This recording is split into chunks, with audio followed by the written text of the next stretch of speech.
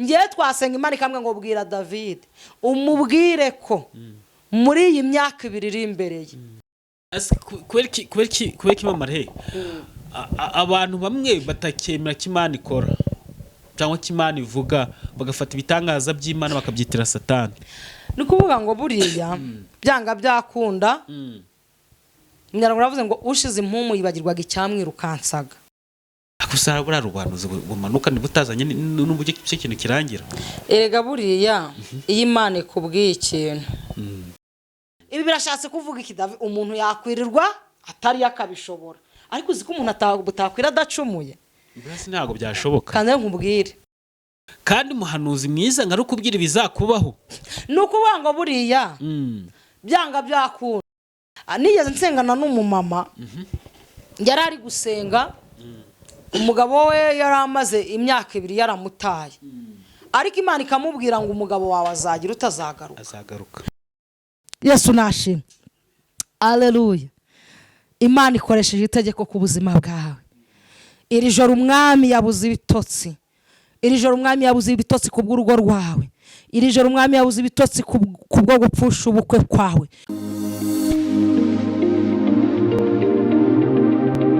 Yes, ni iby'agace kenshi gakomeye kuduhitamo hano kuri Gonarike Plus. Amahoro y'Imana akomeze kubana namwe. Nje nitwa David. Ninjye mugiye kubana muri iki kiganiro nkanakiyobora ariko imbere ya kamera za Gonarike Plus turi kumwe n'umuntu w'Imana, umukozi w'Imana, umuhanuzi w'Imana. Tumaze iminsi tutaganira nawe ariko uyu munsi Imana yemeye ko tuza kuganira nawe. Ni umuhanuzi, ni umuvuga butumwa, ni umwana w'Imana. Kiruta byose akunda Imana n'abantu. Mama Rehe. Amen. Karame. Umeze ute? Ndamahoro ndashima Imana. Imana irandinze. Turashima Imana muri byose akoze bikomeye. Kugira ngo nze kukwakira byimbitse kugira ngo n'abantu ba hano bakumenye byimbitse reka banze ngusabe uturagize Imana dushyira imbere y'Imana utangira ikiganiro cyacu n'isengesho kuko usanzwe ubizi ko tubimenyereye.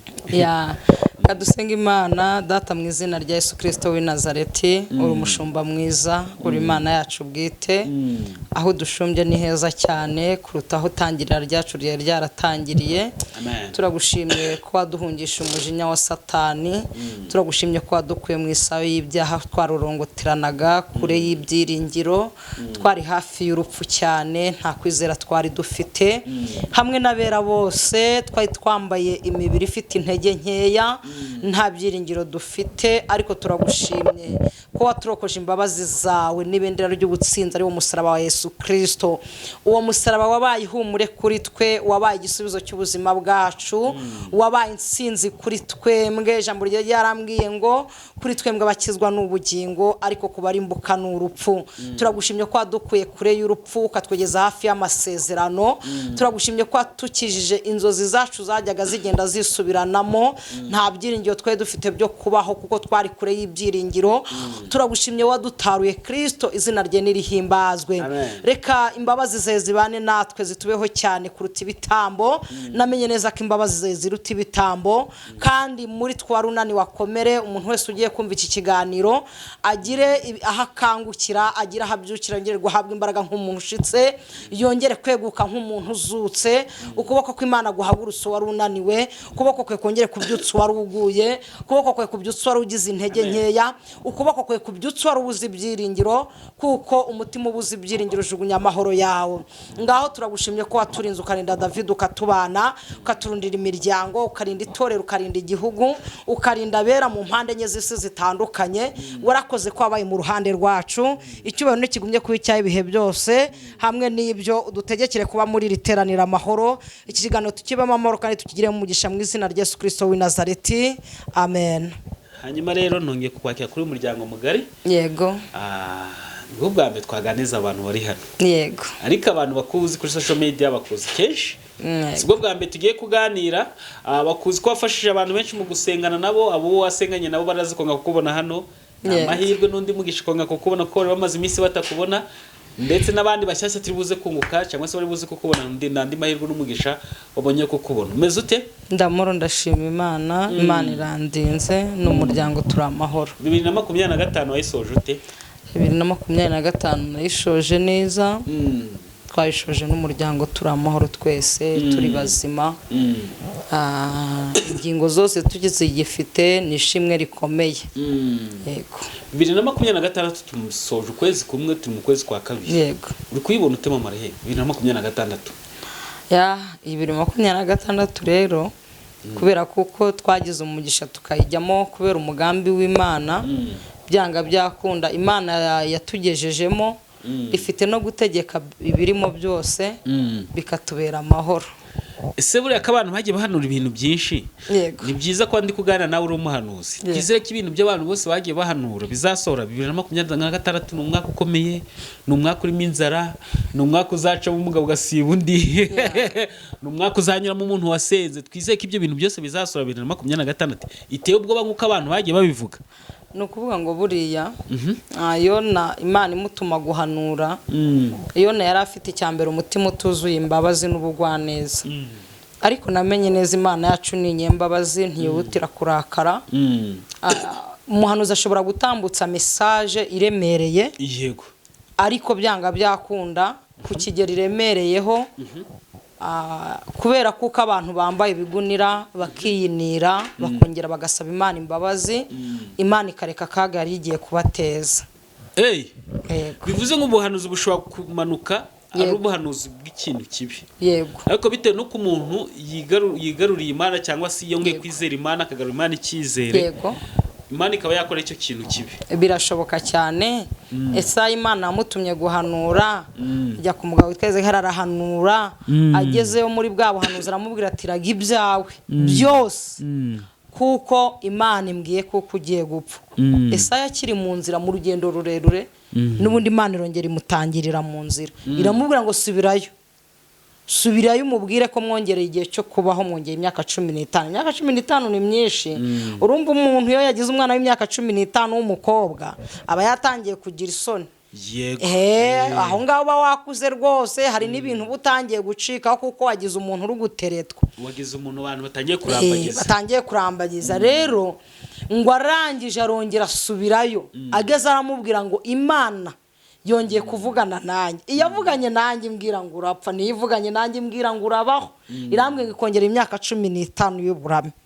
Ariko ngo undi nawe yari yihereye saa yamaze kugenda ngo yibutse Imana imirimo, ngo yibutse Imana arasenga yambara ibigunira, ngo Imana yumva isengesho rye rifite ishingiro. Hari gero dusenga ibyo twasenze Imana ikumva rifite ishingiro, ikumva ingingo twatanze zifite ishingiro. Iyo yumvise zifite ishingiro byanga byakunda byago byari kutugeraho Imana ibikuraho. Nukuvuga ngo ibyago byari kutugeraho bitewe n'ukuntu twizeye Imana. Yego. Impamvu mba nkubaje nka kino kibazo mbagira nk'abantu badukurikiye hano. Yego. Hari abantu babaca muri situation zigiye zitandukanye cyangwa se mu bibazo bigiye bitandukanye. Mbagira ngo nabo badukurikiye bakuremo ikintu cyitwa isomo bahangana naryo cyangwa se bagendana naryo mu rugendo bafite hano ku isi. Yego. Kuko hari abantu bafite ibibazo byinshi bigiye bitandukanye. Wenda nk'urugero hari nk'umuntu ubura aho ngaho afite nk'iby'Imana yamubwiye bibi. Wenda kamubwira ati usenge cyane, ukwezi gukurikira uzahura n'ikigeragezo. Yego. Akusara bura rubanuze bumanuka nibutazanye n'uburyo cyo kintu kirangira. Erega buriya iyi Imana ikubwiye ikintu, inshuro nyinshi tujya tumenya ko hari ibintu Imana ivugana natwe ariko ikabanza ikabimara imbaraga. Iyo Imana ivuze ikintu ukaba maso, naho kiza cyaramaze gushira imbaraga. Rero kimarwa imbaraga ni iki? We yakibwiye wahagaze mu ruhande rw'Imana. Jambo ryavuze ngo nimugaruka abari nge mugarukira kuko ndi Uwiteka Imana yanyu. Yego. Nuko ngo twe nitugarukira Imana nayo iratugarukira. Kandi ijambo ratuvuga ngo umunyabyaha nareka ibyo yibwira, ukiranirwa reka ingeso ze kuko nanjye nzamugirira ibambe. Iyo tumaze kureka ingeso zacu Imana iraza muri rya bambe ryayo akaba ari mwe tuzurira. Noneho ijambo rumuri kavuga ngo twese nge nawe, yego, na babandi bose twakoze ibyaha ntitwashikira ubwiza bw'Imana. Ibi birashatse kuvuga iki David? Umuntu yakwirirwa atari yakabishobora, ariko uzi ko umuntu butakwira adacumuye mbese ntabwo byashoboka kandi nkubwire ntabwo byashoboka umuntu ubwira adacumuye buriya ahantu hose waba wifungiranyije Davide ahantu hose waba wifungiranyije biragoye cyane ko ushobora kwira udacumuye sorry ntabwo ibyo bintu byapfa gukunda kandi nkutere story buriya abantu bari nko mu masengesho buriya abantu iyo bari mu mwuka kwa kundi abantu bahimbaza umuntu agakubita ipendo indimi zikamanuka abantu icyuya kigaca bari abantu babasa n'abantu bari mu kinya mu kinya noneho iyo cya kinya kirangiye umuntu ageze hanze agera hanze agatekereza ko yaje atorotse akazi yaje ntabyo kurya asize mu nzu yaje atorotse umugabo mukanya ntiyarari mu mwuka yegeranye n'Imana yegeranye n'iki n'Imana noneho ubundi amasengesho icyamara ni iki amasengesho aguhuza n'Imana noneho ikindi amasengesho ari mu kintu gituma ibitekerezo byawe bihinduka ukaba umuntu wegeranye n'Imana none iyo umaze kwegerana n'Imana icyo uvana muri ya masengesho wowe ni imbaraga ziguha kunyura muri bya bintu wasize bigutegereje niba wasize ukodesha byanga byakunda urasanga inzu ikiri ya nyirayo ariko ukuyeyo imbaraga n'ibyiringiro zivuga ngo haleluya iyi nzu ndayishura nubwo ndimo amezi 5 iyi nzu ndayishura nubwo nabuze urubyaro iri joro ndasama byaro ihanurire urumva uko za mbaraga zo kwihanurira nubwo nshonje ariko sitoki wanjye igiye kuzura urumva nukuvuga ngo rero iyo usotse hari ahantu usanga hari ubuzima wasize bukigize ute ukigutegereje ariko ukiriyo hari ibintu wibagiwe mbese ni nko gutereka hano isakoshi n'ubundi urongera kuyiterura kandi buriya agaciro k'umutaka umuntu akamenya y'imvura iguye ariko iyi imvura ihise umutaka urakuremera pe siko bimeze cyane none ngiye undemera kubi kandi buriya mu mvura nta mutaka umuntu atakwitwikira ariko reka imvura ihita ubwo vuga ngo iyo imvura inamaze guhita wahoze witwikiye umutaka n'inguna wibagirwa ariko imvura iri kugwa wawibagirwa oya none buriya imvura iri kugwa hari ibintu nk'abadamu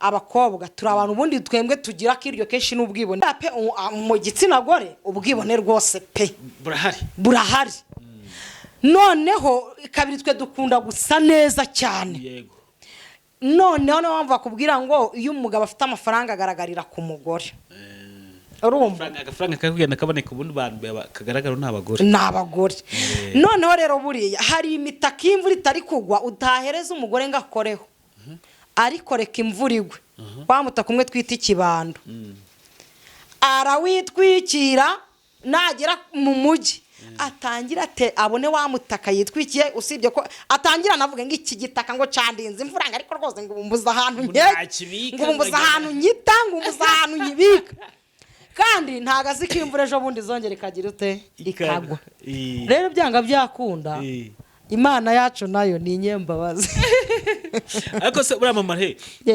abantu bashobora kuba dukurikiye wenda reka twanga ducemo makimo gakeya mama Rehema bamanze bamenye mama Rehema ni muntu ki mama Rehema yabayeho ute bagenda bishingiye ku kibazo nibugende nkubaza hari igihe wigeze kugiramo kumvura akarari Imana cyangwa kumva ubuzima urabwanze buriya rero icyo gihe byanga byakunda n'umuntu utarakinyuramo kiba kimutegereje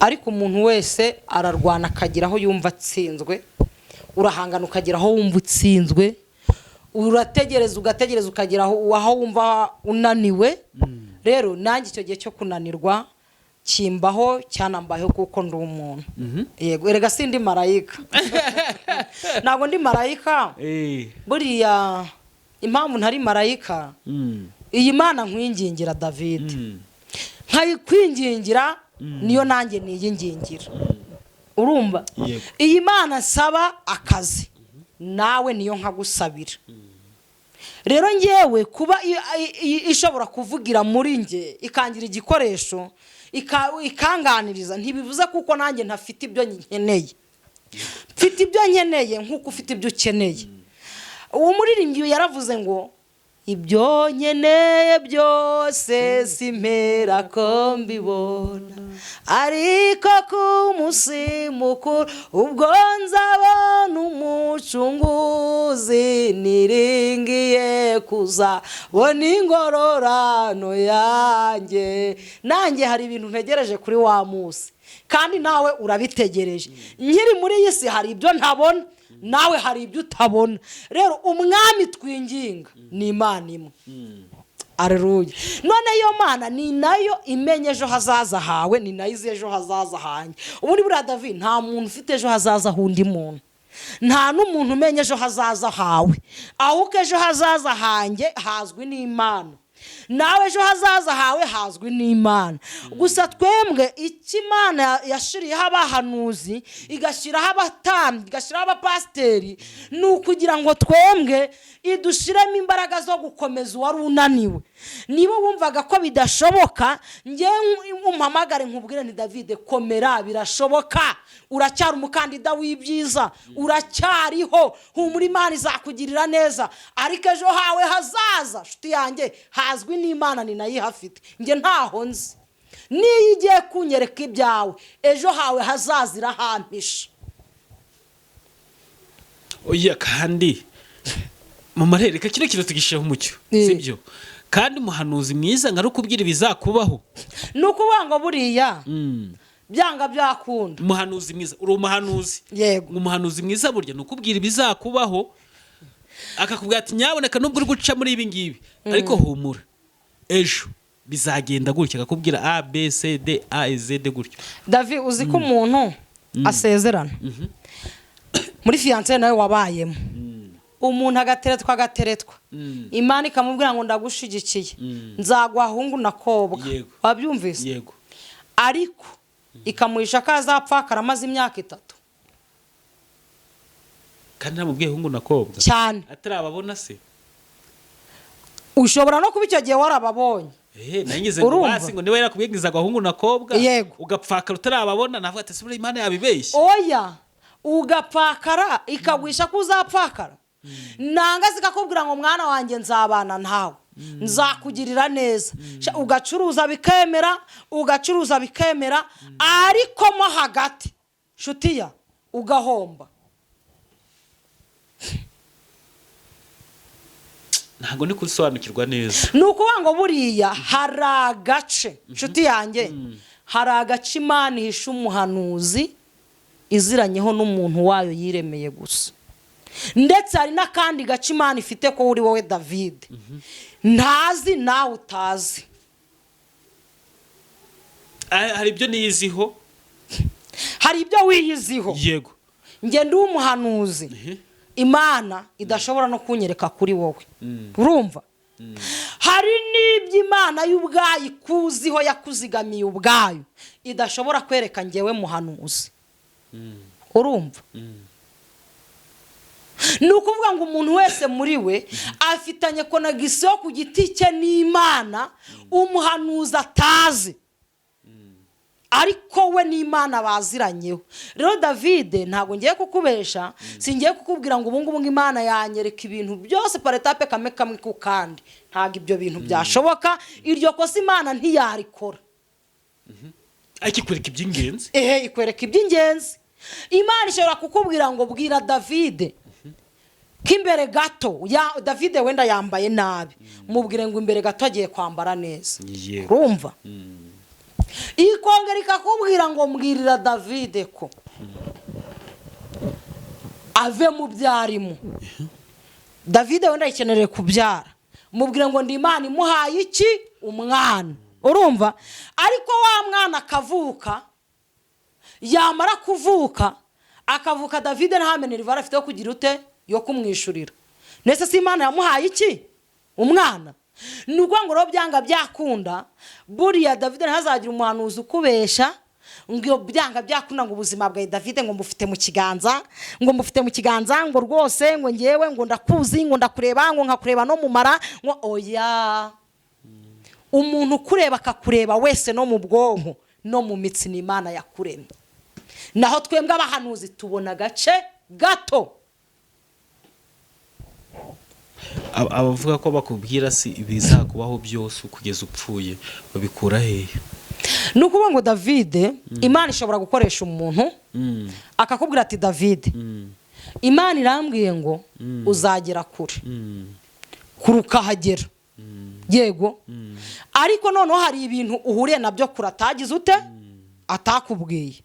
None se David kankubaze, ubu ntihari ibintu Imana yakubwiye uyu munsi uhagazemo ubona ari isezerano ryawe, none se nta bindi ubona tutaguhanuriye? hari ibyo mbona cyane ibibazo ibyago hari nk'ibyago umuntu ahura nabyo Imana itaramumenyesheje cyane. Hari n'ikintu ushobora kubona ariko ibyiza kenshi mwarabiciyemo. Hari n'ikintu ushobora kubona ari cyiza ariko ukakibona nta n'umuntu wigeze akikubwiraho. Ahubwo ibintu byacu byose hari ahantu biba bihishwe muri nzayimana. Oya mama ibyiza kenshi usanga abahanuzi ngo ibyiza byose byinshi nagiye nkeraho mwarabimpanuriye, ariko hari ibyago nahuye nabyo biza mu mezi nkangahe byose biraza bikwikubitaho byose. Ubwo wemeye noneho ko twembwe tutamenya byose Imana ariyizi byose. Ibyo bikwemeze Imana niyizi byose, ntago ngewe nzi byose. Mu rugendo ntago nabimenya byose ariko nzi ko nzabimenya. Rero kuko Imana ariyizi byose niyo mpamvu hari ibyago byakwikubiseho tutarabiguhanuriye, ariko muri nzayimana hari ikintu ubitse. Icyo ubitse nicyo cyaguteye gukomera muri bya byago ubundi n'amakuba. Iriya nzayimana iyo utayifite uba waracanganyukiwe kubera iki? Ibyago n'amakuba. Ubundi nzayimana kuri twe niyo ibitse ibintu byinshi, ariko ubundi Imana yo mu ijuru niyizi ejo hazaza hawe uko hameze hose. Ngiye twasenga Imana ikamwe ngo bwira David umubwire ko muri iyi myaka 2 iri imbere ye atabaye maso Satani yamwiciramo. Imana si kubwe muri iyi myaka 2 wowe ubwawe nutaba maso Imana yakumenyesheje, ariko nta tariki imwe bazakwiciraho. Ibyo biri muri bije y'iki y'Imana. Urumva rero ejo hazaza buriya hamenywa n'iki? Ni Imana. Nta muntu ufite ejo hazaza wundi. Kubera mama abantu bamwe batakemera ko Imana ikora cyangwa ko Imana ivuga, bagafata ibitangaza by'Imana bakabyitira Satani. Ni kuvuga ngo buriya byanga byakunda Nyarangwa ravuze ngo ushize impumu yibagirwaga icyamwirukansaga. Buriya hari aho tugera tukibagirwa icyatwirukansaga. Umuntu yamara gukurwa mu mwanda, muri puberi, mu nzara, mu kurara hanze, mu kwambara ubusa, yamara kwambara akavuga ngo ntago iba ari Imana yabikoze n'ubwenge bwanjye. Rero atazi ko ubwo bwenge ubwo atabwihaye. Kandi hari abafite ubwenge buri hejuru y'ubwe babayeho nabi, ibyo akabyirengagiza. Ikindi rero gituma abantu bavuga bati se Imana iravuga, nukurambirwa. Uburyo bwo kurambirwa buriya David ari abantu basenga nk'umuntu akamamagara mama Rehema nsengera, ariko akaza ko dusenga afite irari ry'ibintu runaka. Urumva nigeze nsengana n'umumama yari ari gusenga, umugabo we yari amaze imyaka 2 yaramutaye, ariko Imana ikamubwira ngo umugabo wawe azagira utazagaruka. Noneho umumama dusenga nawe afite irari avuga ati byanga byakunda. Aho nahere babimbwira noneho nataza ndamenya ko Imana ibesha. Imana irabeshya nataza. Urumva nyine we yaje nta muntu uzi icyifuzo cye. Ahageze noneho Imana irabivuga, ariko yari yazamutse kuvuga nataza ndamenya ko Imana ibesha. Urumva ibyo ni nko gutega Imana umutego. Imana ikorera igihe igize ute ishaka. Hari igihe ashobora kugenda Imana aravuze iti ni nyuma y'imyaka 3, nanga se ni nyuma y'imyaka 5. Ahubwo nyuma y'imyaka y'igihe Imana yapanze, mbese wowe ikubona ite? Noneho birangije aratangira amaze amezi 2 ataraza, aratangira avuga ngo abahanuzi ngo nabanyabinyoma no bintu abantu tuzi kubitandukanya. Igihe cy'Imana n'igihe cy'abahanuzi. Nuko ngo buriya umuhanuzi ni nka robine. Robine hari igihe ufungura ugasanga amazi yagiye. Ni wa munsi ushobora kujya kureba umuhanuzi ngaraguhanurira ukageraho ntagire ute ntahanure. Waje gufungura ugasanga amazi yaje. Uwo ni wa munsi uzahura n'umuhanuzi Imana hari icyo yamugutumye afite ubuhanuzi bwawe.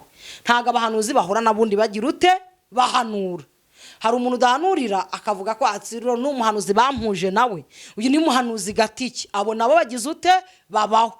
Ariko byanga byakunda nago umuhanuzi nawe ari wa muntu pa kuko ntago nawe abihinze muwe munzu. Kabiri noneho nawe agomba kwisengera ubwe. Agomba gushaka izindi mbaraga. Noneho rero ikintu gitera abantu kurambirwa. Abantu bagenda hari bashaka ibintu runaka. Yagerayo wenda ashaka nka miliyoni, yagera Imana ikamubwira iti rero icyo ukeneye nagakiza. Atumuhanuzi yaravangiwe. Yagera handi Imana iti icyo ukeneye nagakize hano ibyaha byawe. Ati abahanuzi baravangiwe. Eje akaba ahuye n'abandi. Ubu none abantu bitwa abahanuzi ni benshi kuruta abakristo. Eje akaba ahuye n'abandi akamubwira ati noneho kugira ngo usengere ufite 200 kugira ngo nkugire ku musozi. Akaba arabimukubise. Yajyayo kubera yabaye nkugura ikintu yasengeye ntigisubizwe. Atabahanuzi n'ibisambo. Ibyo byose bigakururira abantu mwuka kutizera iki Imana. Noneho ije yagahura nundi ati nkugiriye mu mazi none ufite 100,000 akaba nawe arabimukubise. Icya kintu kitasubizwa yamara ati abahanuzi n'ibisambo. Noneho wakirengagiza ko atakoze ibintu adasa n'ugura. Ibyo bikamutera kugenda yitotombera Imana ngo Imana ntikibaho ngo Imana ntigikoranga abahanuzi n'ibisambo. Wowe icyo wazize kugura ntago wasenze. Urumva abantu bamaze iminsi bibaza ati se koko Imana yakoraga kera yakoreshaga abahanuzi bacyaniye igikuru ubu ngubu. Ukaba nyine ukibaza icyo kintu kumva abantu benshi bagenda bakigarukaho. Imana yuko yariri kera none uyu munsi ni kwiri nta gacu ko guhinduka kahigaragaraho. Iyo ivuganye n'umuntu ari yivuganye nawe ishirwa ari uko ibisohoje. Byamara igihe kirekire byaza byihuse ariko ishirwa ari uko ibisohoje. Kandi burya ikigoye ni igihe. Buri kintu kitunaniye ni ugutegereza. Ariko ubundi gutegereza ntacyo byari bidutwaye. Ahubwo dusenga Imana dusaba imbaraga zo gutegereza tunayizere ko ari ikiriho itigeze ihinduka. Abantu bo barahindutse. Abantu barahinduka. Barasezeranya ntibasohoze ariko Imana isezeranyije irasohoza. Nukuvuga ngo rero wizere Imana utizeye ngo mbese abo yakoreshaga na n'uyu munsi nibigikoresha. Kuko hari abapfuye turavuka. Mose yarapfuye Yosuwa na Kalebu bakomeza urugendo. Rero natwe abahanuzi bamwe mwari muzi bamwe barapfuye ariko natwe twaravutse. Nukuvuga ngo kandi byanga byakunda mu rugendo hari abageni harimo n'abaherekeza. Twese uko twarutangiye siko tuzagira ute tuzarurangiza. Ubu nanjye mparanira gusenga nsaba Imana imbaraga kugira ngo nzarurangize. Rero nawe haranira gusenga usaba Imana imbaraga izagushoboze kururangiza. Naho uko yariri kera na n'uyu munsi ni kwiri nta gacu ko guhinduka kayigaragaraho. Tegereza wizeye, zenguruka bucece, uzenguruke kandi ongera usenge utandukanye gusenga kwawe nawe ubundi Imana ntigihinduka. Nkawe nk'umuhanuzi umaze igihe kinini ukijijwe ufite impano z'ubuhanuzi, iyo ugiye kureba abakirisitu muri rusange nk'abantu usengana nabo, yego usanga ahanini ikintu kibagora ari ikihe? Ni ukwizera cyangwa se no gutakariza abahanuzi icyizere? Uzi ikintu cyagoye abantu buriya kwizera k'umuntu ku giti cye kurarema. Ariko bajya bavuga ngo buriya ngo umuhanuzi akwizere ngo burya ngo n'Imana yakora imirimo n'ibitangaza. Nuho ngo byanga byakunda none se nge nkwizereye mfite ibyaha. Basa ari umuhanuzi wa hano ufite ibyaha. Wese si umuntu. Nakubwiye ko nawe atari marayika ararya inzara imurya nk'abandi. Akenera kwambara, akenera kwisiga nk'abandi. Mu message afite ibyaha. Ntago ari marayika. Urumva ntago ari marayika. None se ashobora kuba nafite intege nkeya.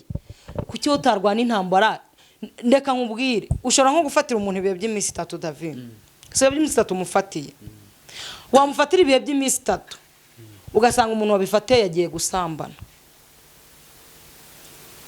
ejo yavayo agatangira kwitotomba ngo Imana ntiyamusubije nubwo wango nshobora kugusengera nge nizeye ariko nawe uruhare rwawe rurakenewe uruhare rwawe David niba ndi kugusengera basi nge nizeye basi nawe gerageza uhunga iby'Imana yakubujije none urebe ko amasengesho twasenze ataragira umumaro nukuvuga ngo byababyenye mu gusengera David Imana ikeneye uruhare rwanjye n'urwa David ikeneye ko David ahagarara Imana ishaka byigeze bikubaho nanjye ikeneye ko mpagarara Imana ishaka ibyo bintu byigeze bikubaho gusengera umuntu wawe ugasanga agiye gusambana none cyane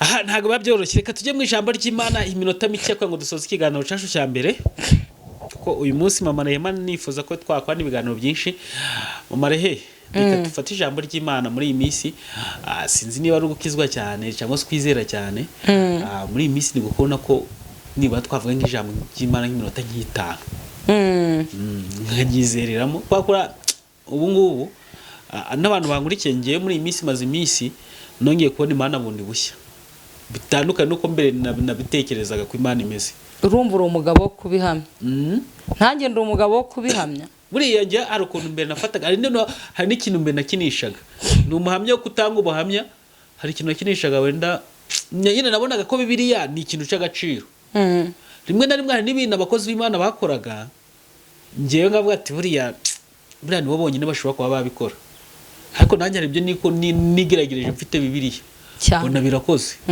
kandi mu by'ukuri usibye akantu gato nakoze ko kwizera cyane akantu gato ko kwizera nakoze nafashe Bibiliya akantu gato ko kwizera nakoze ibintu kakoze ndahise mvuga ati igitabo cyitwa Bibiliya imyizerere kirimo kiratangaje nta n'umwe n'igitabo umuntu akagombye kupfa kwifatira gutya cyangwa igitabo umuntu afata ugasanga wakirambitse ahantu hose ushaka cyakagombye kuba ari igitabo ugenda ukabika ahantu h'icyubahiro usanzwe uzi ufite mu nzu yawe kuko ni igitabo kirenze siwumva ko nawe wizeye ku giti cyawe ko wizeye ntiwabonye igisubizo ni ukuvuga ngo rero byanga byakunda ningusengera utizeye mama Rehema ushobora kudasubizwa ariko banza wizere nawe ubwawe uvuge ngo Mana ndakwizeye ko ushobora byose nubwo ndi umunyantege nke wibonemo izo ntege nkeya uzemere nanjye nzibonemo nzemere ubundi twizere Imana ko ishobora byose ariko n'ubundi ningusengera ukuvuga ngo uri kuhingira uyu nawe ni nk'abandi ubaraje nsabe ya mafaranga yanjye araje ambwire ko ngiriye ku musozi oya ngiye reka mbaho ubuhamye ngiye hari ukundi nabonye Imana uburyo nafataga Imana ubu ngo siko ndimo ndayifata kuko nasanze Imana nyine siko Imana yigiranya niki irarenze Dawidi niwe yarebye avuga ati sibana ko ntabwo arukirigira kuko bya bintu dutekereza nibwo Imana bigiye kugira ute bya bintu tuvuga ngo byanze nibwo Imana bije gukora kwa ko dutekereza ko Imana ikora ntago ari bwo buryo ikora ntabwo arukirigira Imana irashoboye ishoboye byose ikuraho byose ariko byanga byakunda natwe nkuko utaha umwana ibiryo ngabimene ejo bimuhe ngabimene ugumye kumuha ibiryo natwe nuko umubyeyi wacu Imana itureberera iyo iguhaye umugisha ukawuzambya ntabwo yakubwira ngo wakoze niba tuzi ko abana bacu bakora ibyaha tukababara ukumva ugize agahinda ko uri umubyeyi urumva wowe uzakora ibintu Imana ikakurebera ntibabare ko ari umubyeyi wawe aho kugira kwizera tugira kwizera no reka dufate minota 5 mama Rehema minota 5 si hagije nta kibazo reka twiganire ku ijambo ry'Imana mama Rehema ni minota 5 ariko nawe none ufite inkurura ni minota 5 rwose reka tuganire ku ijambo ry'Imana amen Imana itugirire neza tugiye kuganira ku ijambo ry'Imana turasoma 200 y'ahantu hatandukanye kubera kuko igihe kiba kiri no kwirukanka kandi n'ubundi tukiri muri iyi si igihe hari igihe gisa n'ikidutegeka kuko igihe kiragoranye Esther igice cya 6 amen umwami amenya ko Morodekayi ari we wamuburiye iryo joro umwami abura ibitotsi, niko gutegeka ko bazana ibitabo by'ubucurabwenge bagisomera umwami. Amen.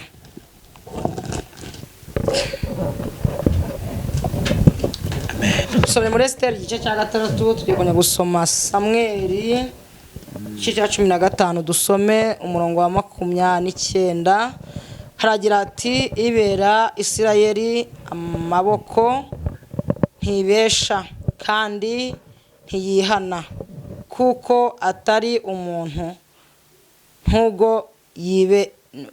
nk'umuntu ngo yihane. Amen.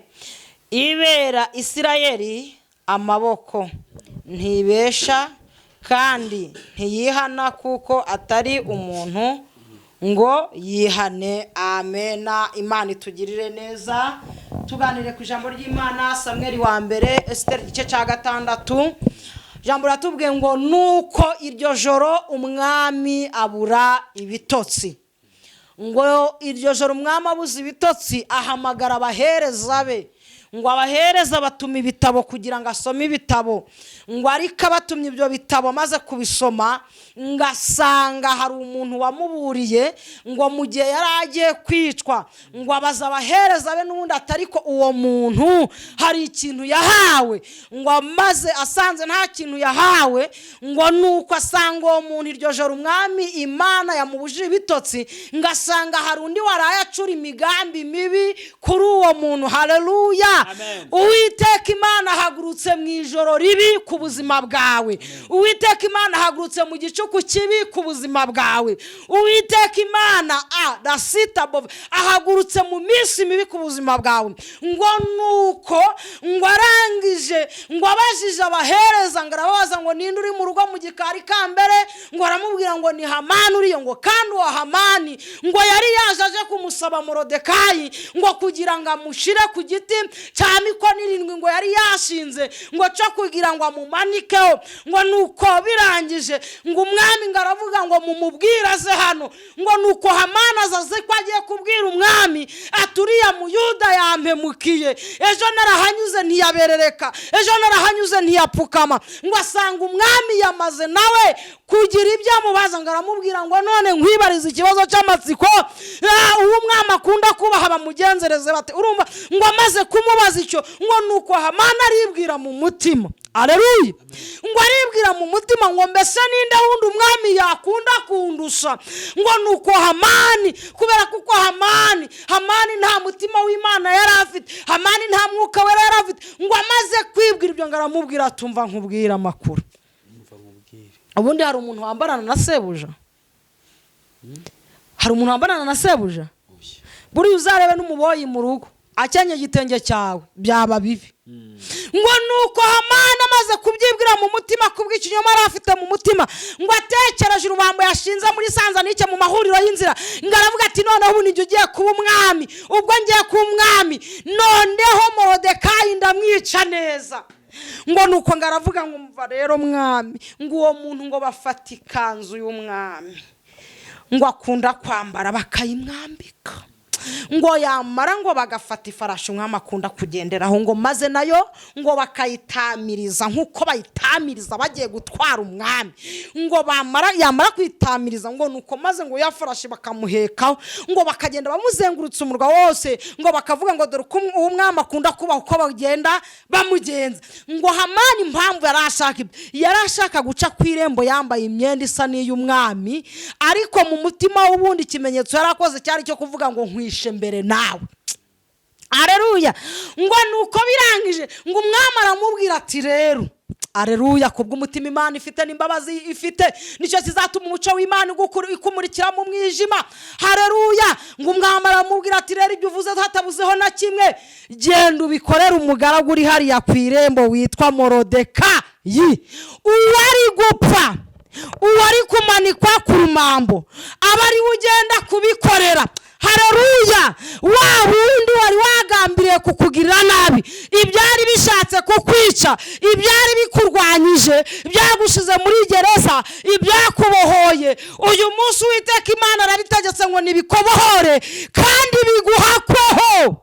Haleluya. Kandi biguhakweho kuko ari umwami ubitegetse, akoresheje itegeko rye. Aravuze ngo nibiguhakweho, aravuze ngo nibiguheke, aravuze ngo nibikwambike, aravuze ngo nibigusige. Haleluya. Samweli wa mbere 15:29 dusomye umurongo, ibera Isirayeli amagare n'amafarashi ntibesha. Haleluya. Kandi si umuntu ngo yishuze icyo yavuze no kugikora izagikora. Yesu nashimwe. Haleluya. Imana ikoresheje itegeko ku buzima bwawe. Iri joro umwami yabuze ibitotsi, iri joro umwami yabuze ibitotsi ku bw'urugo rwawe, iri joro umwami yabuze ibitotsi kubwo gupfusha ubukwe kwawe, iri joro umwami yabuze ibitotsi kubwo guhangayika kwawe, iri joro umwami yabuze ibitotsi kubw'umuruhu ufite, iri joro umwami yabuze ibitotsi kuko urara udasinziye, iri joro umwami yabuze ibitotsi kubera kuko ufite inda yarengeje igihe, iri joro umwami yabuze ibitotsi kubera kuko uburwayi bukugeze kure, ku manywa uraba muzima nijoro ugapfa, urarara urotaguzwa, urara urota bo mu marimbi. Ariko uyu munsi Uwiteka Imana ya Isirayeli ikubereye amagare n'amafarashi.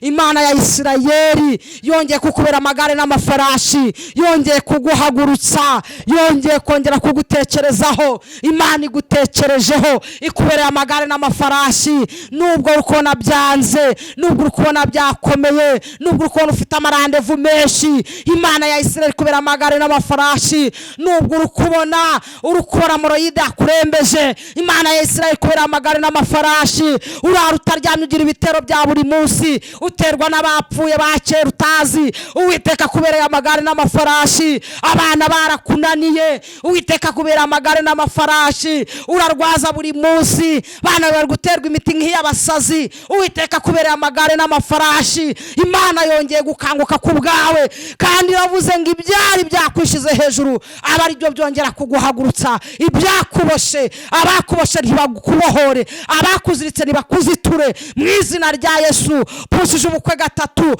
ubukwe gatatu, Uwiteka aravuze ngo abakoshe ntibakubohore. Uhora Faustine Kire wubatse urugo rwa kabiri narwo byanze, Uwiteka aravuze ngo abakoze ibyo ntibakubohore. Abantu urabona byanze mu ishuri, Uwiteka aravuze ngo ntibakubohore. Ibyawe byasizwe ku isoko bigiye gutozwa cyamunara, Uwiteka aravuze ngo ntibakubohore. Urakora ariko wagera mu kazi ukagira inyatsi kandi udakorera amafaranga make, Uwiteka aravuze ngo ntibakubohore. Waradepoje ariko ibintu birananirana, Uwiteka aravuze ngo nibakubohore.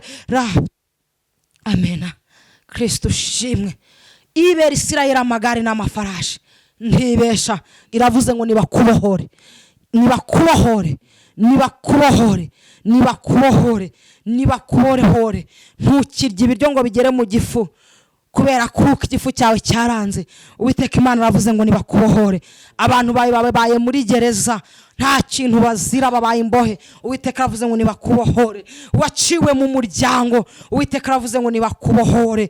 Reto Faustine Kire, amaguru yawe yaragiye arabyimba, nta gisubizo ufite, wagiye ku bitaro babura indwara, bakunyuje muri sikaneri, miti yose warayandikiye uburawayo, ariko Uwiteka Imana aravuze ngo nibakubohore. Ufite umutwe udakira kandi nta kutagize, Uwiteka aravuze ngo nibakubohore mu izina rya Yesu. Haleluya.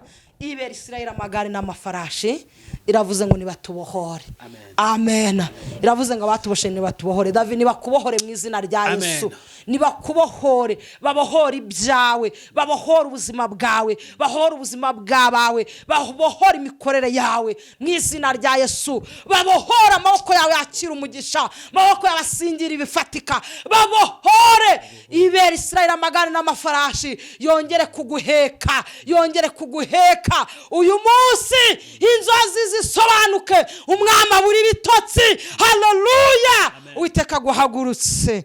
Imana nishimwe. Numvaga ari ijambo ry'Imana twaganiraho, kandi hamwe n'abaryumvise, kandi Uwiteka Imana guhagurutse aho uri hose. Amen.